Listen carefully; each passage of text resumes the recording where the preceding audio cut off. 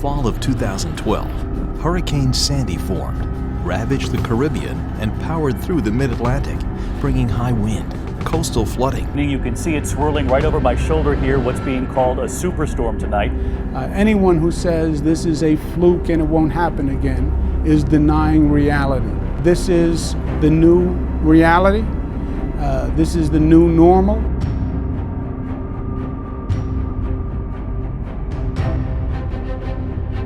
Had I known it was going to be so bad, I would have definitely took everybody's advice and got out of here.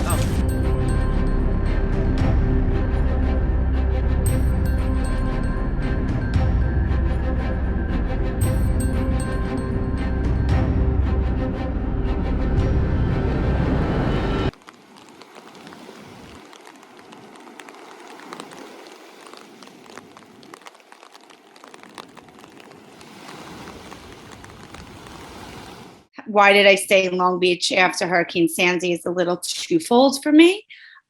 First and foremost, it's my home. It's where I grew up and I chose not to leave for a reason. And second, I feel like, and I'm going to get teary-eyed for this because it's an honest answer. After Sandy, the impact that the people in this community had on me, but the impact that the community had, I saw them come together. Everybody was feeding each other. I never experienced something like that in my life. I made a decision based on economics and based on family decisions, just because the rebuild of the house and other economic things that were going on for me made my particular situation individually my own. I think that other people chose to stay or could stay. I think that if I could have stayed, I probably would have. Superstorm Sandy presents a system of relationships emblematic of the forces driving climate-based migration.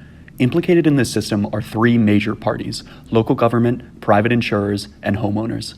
Looking at the players, we are faced with a seemingly simple question: who is responsible for the damage incurred during Superstorm Sandy? The answer to this question isn't actually so clear. To determine liability, we will uncover the ways that tort law, pre-existing social and cultural norms, and inequalities play a role in this system. We're surrounded by water, and anybody who moves here understands they're surrounded by water. And you also know that you can't control Mother Nature. Nobody wants a community to be a ghost town, so to speak. Your residents are the source of your income. Your residents are the ability of the town or the village or the city to keep going. Without them, you have nothing. You don't even have a tax base at that point. As far as working in congruency with the state or the township or the county, I didn't have much experience in that, or can't say that there was much interaction. At that point, it was kind of all hands on deck. I mean, we have a contract with the client. We have to honor our obligation to that client.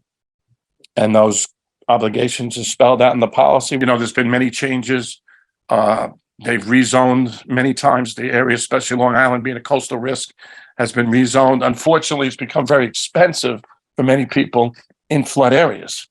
I had a client whose premium went from out on the east end of the island, went from like $1,500 a year to $10,000. Local Long Island government and private insurers did accept a certain amount of liability after the storm and helped rebuild infrastructure. But not everything was covered. So who was liable for the damage? What came first, the chicken or the egg? Did the wind knock the house down, or did the water surge knock the house down? Well, if the wind knocked it down, it's covered by insurance.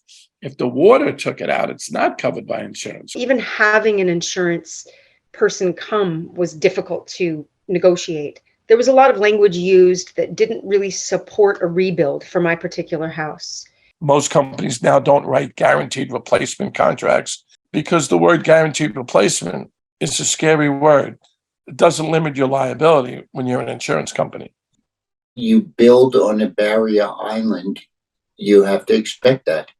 When we asked homeowners whether they brought claims after the storm, some appeared resistant to litigate. That wouldn't even be something that would cross my mind. But why would they opt not to litigate? One answer lies in the no-lit or lump-it norms. Some families after the storm just wanted to move on. But another, more systemic answer lies just under the surface. Existing tort doctrine supports these actors absolving themselves from liability. Federal and state government officials are protected by sovereign immunity, and local government officials have similar protections. Although there are waivers to such immunity, local officials are allowed to weigh the pros and cons of policy measures and are protected when they claim that their town simply doesn't have enough funding to cover an initiative or refurbishment. So, since insurers rely on local governments to cover flood damage, and local governments can absolve themselves of responsibility through sovereign immunity, homeowners can get stuck with the bill.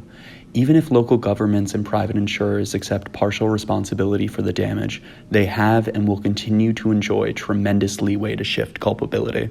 Insurance carrier can only take so much of a major loss. I mean, people think they're non-for-profit organizations, but they have, like anything else, they have a checks and balances. So they have to watch and make sure that they're always financially stable. As you can hear, the dominant narrative after Superstorm Sandy quickly became a dispositionist one. Homeowners could bring claims to recoup losses, and if they couldn't pay for damage otherwise, they were free to leave. To stay or to go became framed as a personal decision, driven by factors within the control of each individual homeowner. According to this narrative, homeowners look to municipalities and private insurers to compensate them for the damages incurred during the storm. Municipalities will attempt to absolve themselves from liability, often by claiming lack of funding, or will rhetorically foist blame onto the homeowners themselves. And while private insurers may accept liability for damage under existing premiums, they frame raising premiums as a result of externalities. More broadly, the realities of climate change underlie this system of relationships, exacerbating existing inequalities and making the problem ever more urgent. Those with the least ability to pay will increasingly be asked to foot the bill, and the choice to leave becomes even less of a choice at all. So, the question of who should accept liability is really a question of what stories we tell. The dispositionist framing of migration after Superstorm Sandy not only limits an effective policy response, but also demonstrates the inadequacies of tort law to address societal harms. This does not mean that tort law as a solution should be abandoned altogether, but right now, it is far from enough. Given this reality, where do we go now? And what if we used a situationist frame in our approach to this problem of liability? To truly address climate-based forced migration, policymakers will need to orient themselves beyond the dispositionist construct of choice, to consider how our leaders might prepare our communities for future environmental catastrophe, while also preparing for more safe and accessible pathways to migration in response to them.